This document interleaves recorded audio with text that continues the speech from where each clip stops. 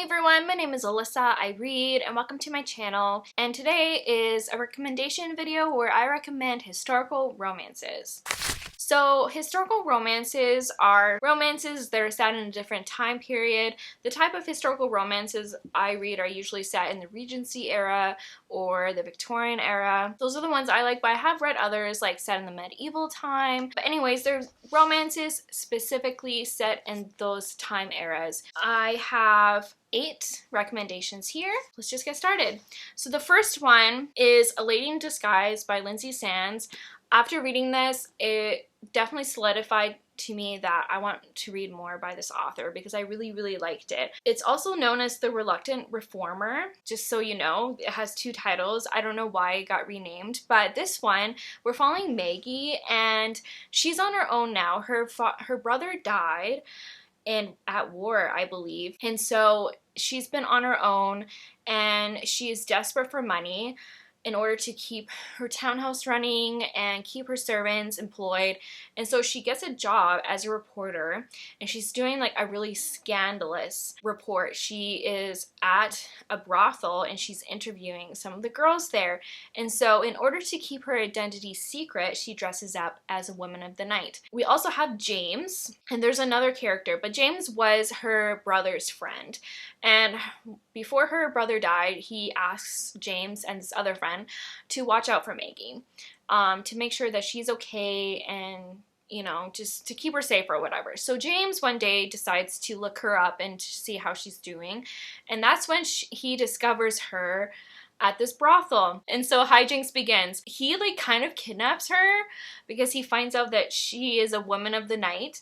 And so he takes her to his estate, and the whole story begins with this miscommunication. And that's the thing that was so amazing about this book, was this comical side. Like, the story is based on this miscommunication that's used for comedy. It was so good. It was so funny. She doesn't know that he thinks that she's a prostitute, and he thinks she is one. It's really funny. It gets resolved kind of halfway through, but I really enjoyed it.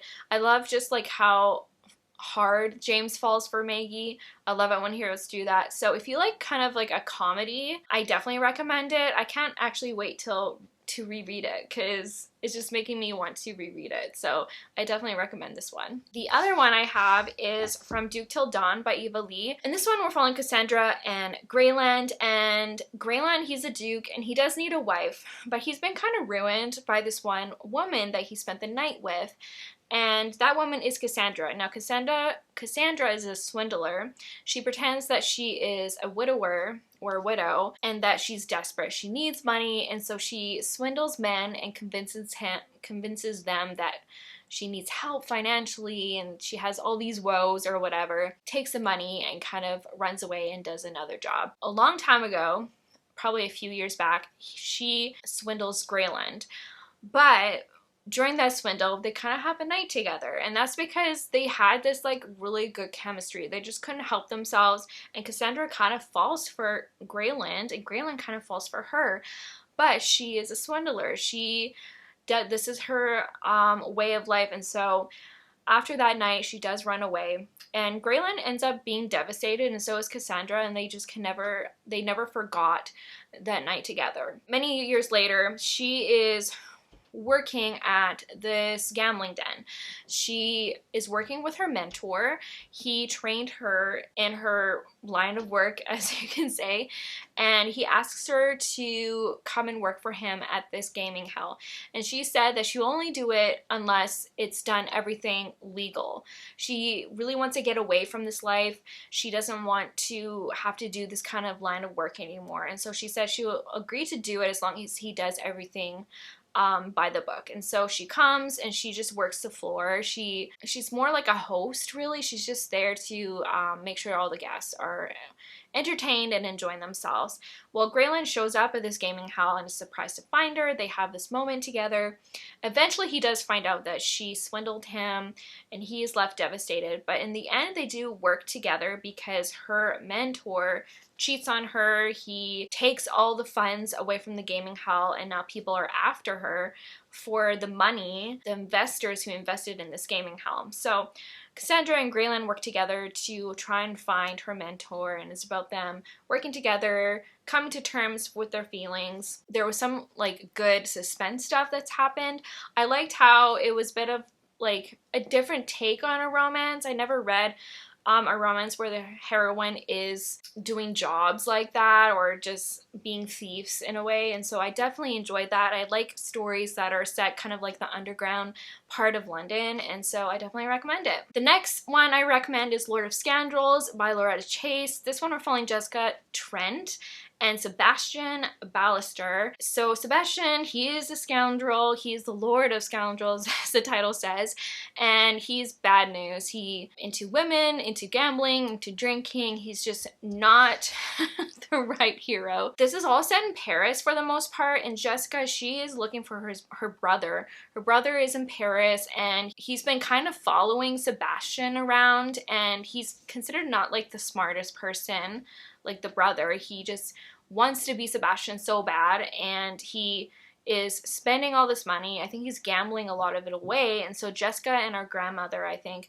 they go and seek him out to try and make him stop like throwing his life away. And so the story is mostly about Jessica and Sebastian, and they constantly butt heads, but Jessica really challenges Sebastian a lot, and it gets to a point where they have to have a marriage of convenience because he kind of ruins her, and she really challenges him, and so they have a marriage of convenience, and it's about them kind of coming to terms. But this is like such a dramatic story. If you like really dramatic plots, and if you like heroes and heroines who really butt heads and challenge each other, like Jessica is a really good heroine. She is really cool to read about, and the way she handles Sebastian, if you like a strong woman who handles her man, this is definitely one of them. So, and if you like Paris, like part of it is set in Paris, part of it is set in the UK. This was a really good one, and I really enjoyed it. The next one is actually a short story, and that's In the Spinsters Bed by Sally Mackenzie.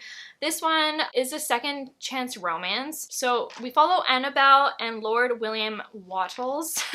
I just find that last name so funny. They had a relationship when they were younger. She's actually the vicar's daughter. They really fell in love. They fell in love with each other, and since they were in love, they made some choices they probably shouldn't have before marriage, and she does end up getting pregnant, but he doesn't know that because he goes back to school. But when she finds out, her father is furious, and so she kind of runs away, and she moves to a neighboring town, and she becomes the spinster there. There's this place called the Spinster's House that she lives in, and it comes with a living, and she works at the library, and that's been her life ever since. So like many years later, Mr. Wattles, not Mr., Lord William, he comes to this town again, or this town where she is, because he is married, but he married the wrong woman.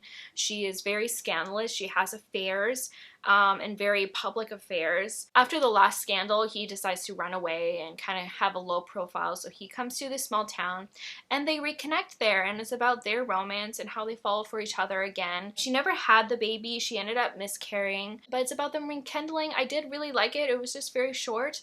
And I just liked how they found each other again. So I definitely recommend it. The next one is part of a series. I haven't finished this series, but the first one is Secrets of a Summer Night by Lisa Kleypas. This is the first in the Wallflower series. And the setup for the series is that there's 4 wallflowers, and a wallflower is someone who just doesn't get asked at the dance and is finding it really hard to find someone to marry, which is really important in this time era for women to find husbands in order to be taken care of. And so these 4 girls, they decide to team up and help each other find husbands. And in this book, we're following Annabelle. And Annabelle, she's so beautiful. It seems odd that she's a wallflower, but the thing is she doesn't have a dowry, so it's been really hard for her to find someone.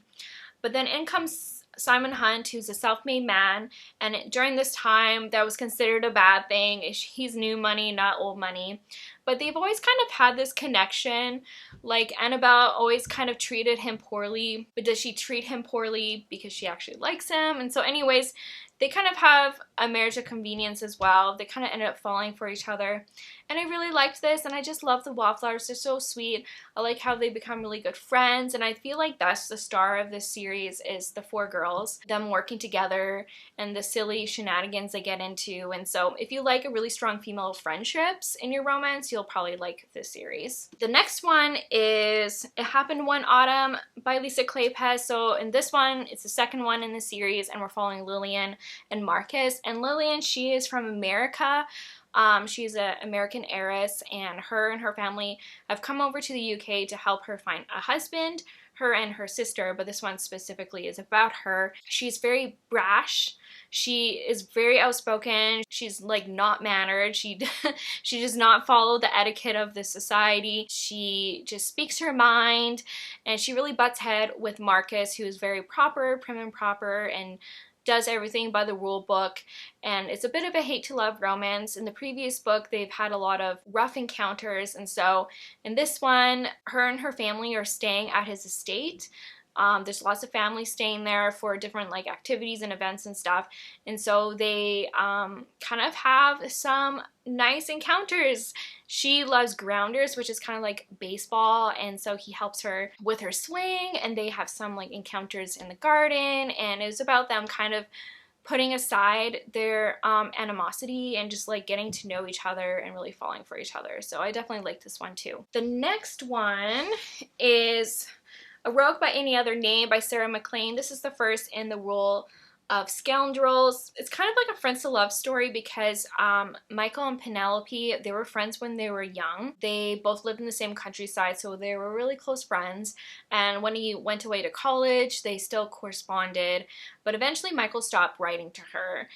She never stopped writing because, she never did. At some point, Michael loses everything. He gambles away everything. He loses his estate, his property, and he's left devastated. And so he really works to make everything up again. He opens a gaming hall with some other partners, but works really, really hard to get some wealth back. And so when he finds out that Penelope has his estate on part of her dowry, he whisks her away and marries her. And it's about their relationship and making amends, because Michael really hurt Penelope by running away, or like not running away, but just never writing to her again and just leaving her behind. And Michael's really hardened from the experience of losing everything, and it's very much a redemption story. So if you like redemption stories for your heroes, you probably really like this. And so I do recommend it. And the last one, which is also part of the series, is One Good Earl Deserves a Lover. And this one, we are following Pippa and Cross. And Pippa is actually Penelope's sister. And Pippa is really different. She really loves science, specifically about like the human body. And she loves growing her plants and studying them. And so she's just very different. She's not your typical heroine. She wears glasses. She is actually betrothed to someone, and she's really nervous about the intimate sides of marriage. And so she goes to Cross, who is a notorious rake and who obviously knows about those things, and she asks him to teach her, and he's like, no thank you. I don't want to do this. And he refuses because Pippa is Michael's sister-in-law, but they have undeniable chemistry. It's clear that Cross finds her really intriguing, and she keeps coming back, and he keeps trying to resist, but they just have this chemistry, and I really love this one a lot. I love Pippa and Cross as a couple, and I just love Pippa as a character. So I do definitely recommend this one. And so those are all the books I recommend that are historical romances. So I would love to know if you've read any of these books before. If you have, comment down below. If you have any more historical romances to recommend to me, I would love to know, because it's one of my new favorite genres. If you like this video, please give it a thumbs up. Please subscribe. If you have not done so, you can follow me on Goodreads and Instagram. And you know what? I want to keep reading. Bye.